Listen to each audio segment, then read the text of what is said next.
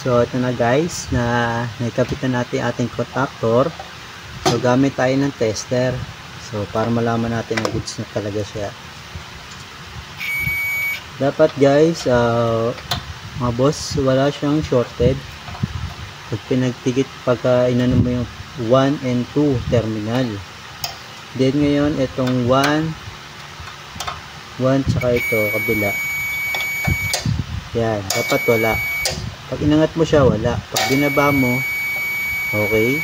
Ganun sa kabila. Yan. So, ano ba ito? Wala kasing video. Mahirap. Kung naghahawak. So, yan. Meron. Wala. Meron. Wala. Kabila.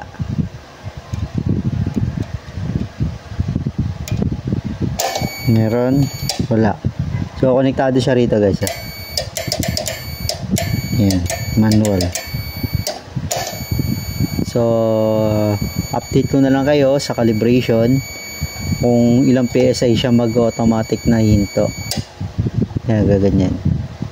Tapos pagka na-reach niya na yung 7, bumaba siya ng 60 or 70 PSI, sinet nyo na siya ng 70. So, hinto na siya, angat siyang ganyan. Then, pag bumaba siya ng 40, gagana ulit siya, ganyan. Baba ulit. Then, pagka nag-60 ulit or 70, aangat na naman siyang ganyan. So, ayan ang purpose ng contactor guys. So, update na lang tayo sa susunod or sa sunod na araw. Kasi, oras na. So, tinapos na natin may kabit ng contactor na to. Para di na tayo mahirapan. Okay. Update na lang guys. Bye bye.